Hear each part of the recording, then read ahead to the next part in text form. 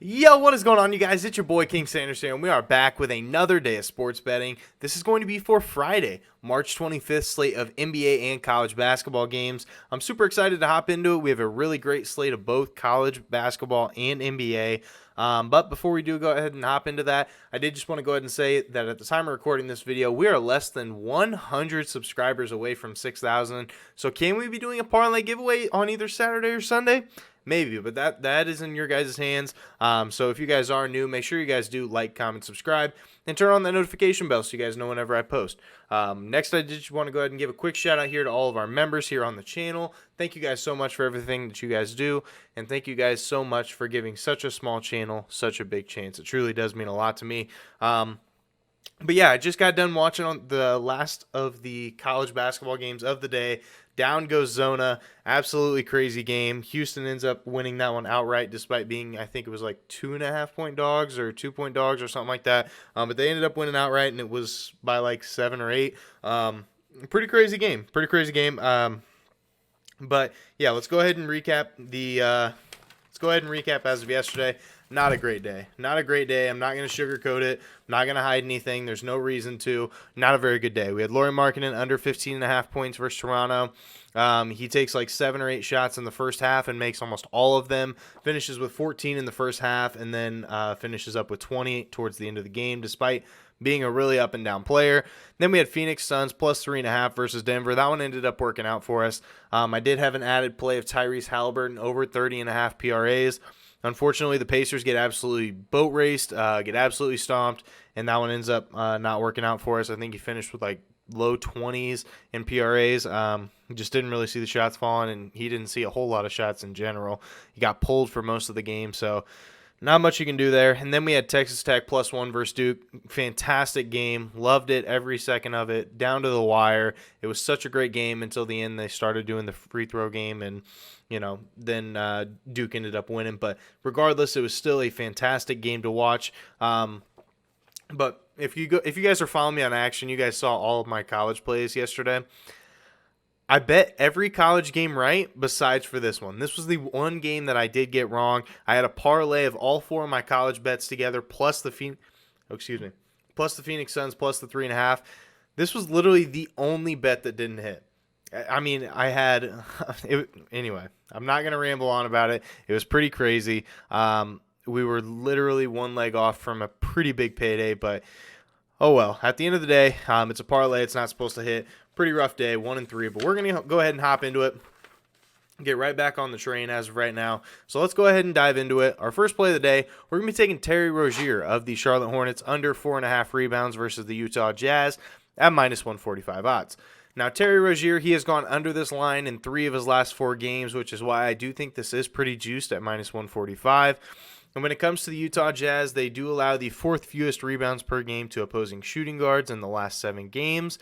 So they don't really allow a lot of rebounds to that shooting guard position, which is why I see a ton of value here. And versus Utah, he has gone under this line in 2 of his last 3 games. And if you think about it from a basketball perspective, obviously, Terry Rozier is going to be guarding more than likely one of 2 players. He's probably going to be put on either Mike Conley or Donovan Mitchell, or maybe sprinkles of like Bogdanovich maybe. But regardless, all 3 of those players do like to score the basketball. All 3 of those players do have a tendency to shoot threes. And so a lot of times he is going to be spending a lot of time on the perimeter where he's not going to see a lot of rebounds unless if it's a long rebound and it falls in his hands. So I think we see a lot of value here. And when it comes to the Utah Jazz, they give up the 2nd fewest rebounds per game to opposing teams in the entire NBA. So they don't give up a lot of rebounds and almost none to this rebound position or to the shooting guard position. So that is going to be our first play of the day. Terry Rozier under 4.5 rebounds versus Utah at minus 145 odds. Our next play of the day, we're going to be taking Luka Doncic of the Dallas Mavericks, obviously, over 8.5 assists versus the Minnesota Timberwolves at minus 115 odds. Now, if you look at his game log here recently, he's had 10, 3, 10, 9, and 8. So he's covered in 3 of his last 4, and his 5th previous game, he did finish right on the hook. So he's been right around this number very, very frequently. And in the last 7 games, the Timberwolves, they give up the 5th most assists per game to opposing point guards. And versus the Timberwolves, which they did play on the 21st, he did have 10 assists, and I do think we see another masterpiece like that once again. And also Minnesota, we know that they play at the fastest pace in the entire NBA. They love to get up and down, and so I think there's going to be a lot of points scored in this game from both teams, and I think that a lot of these assists are going to be coming from Luka. I think a lot of these teams are going to be putting like most of their defensive focus on Luka, which is going to force him to pass the ball just a little bit more. And when it comes to Minnesota, they do allow the 5th most assists per game to opposing teams in general. So they give up a lot of assists and a lot of those to the point guard position. So like I said, I think we see a lot of value here. I think that this line should be 9.5. So we're going to be taking it. Luka over 8.5 assists versus Minnesota at -115 odds.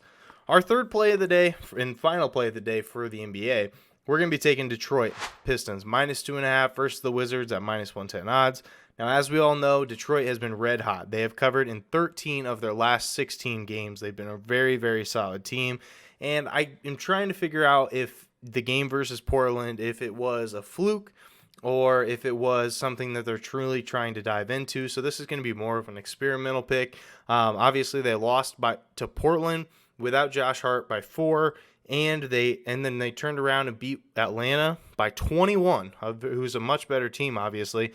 So I'm trying to figure out what these Detroit Pistons are going to try to do, if they're actually trying to win games or if they are trying to tank. I just really can't figure it out.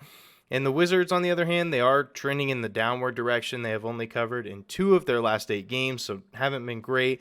And Detroit has been a pretty good home team this year. They are 20-15-1 against the spread at home. And the Wizards, not the best on the road. They're just 11-23-1 against the spread on the road. So, like I said, I think we see a really good matchup here for the Detroit Pistons, and I think they can get it done here versus the Wizards. So we're going to be taking the Detroit Pistons -2.5 versus the Washington Wizards at -110 odds.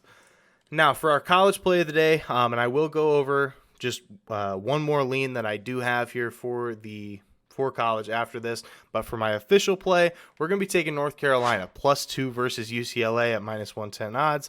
Truthfully, I think that the wrong team is favored here. The reason I say that is because UNC has finished off the year red hot. They have covered in 7 of their last 9 games, and the 2 games in the March Madness tournament have been really tough games, and they have really shown up in those games. They have proved that they are a very solid basketball team. They beat Marquette by 32 points, which, in all honesty, I had a couple brackets where I thought Marquette was going to win this game because Marquette is no pushover, and North Carolina really took care of business.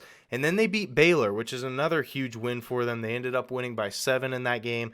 So they've been really solid this year, and especially to finish off the end of to go into the tournament in 2-0 against 2 solid teams.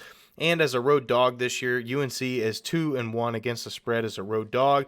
And UCLA, I know that they have been pretty good in the tournament, but I feel like, they only played Akron. And Akron, I'm not saying that they're bad, but I don't think that they are a Marquette or a Baylor by any stretch of the imagination.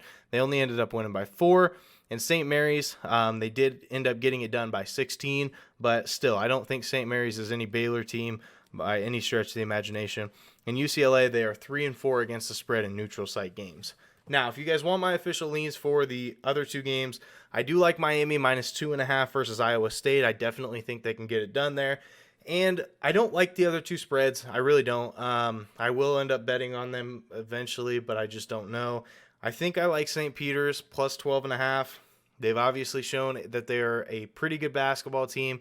And I just think 12.5 is a little bit too much, but I really don't know. And I think I would lean Providence, but truly I can't be too confident in those last 2. So, but I do like Miami -2.5, and I love UNC. So those are going to be.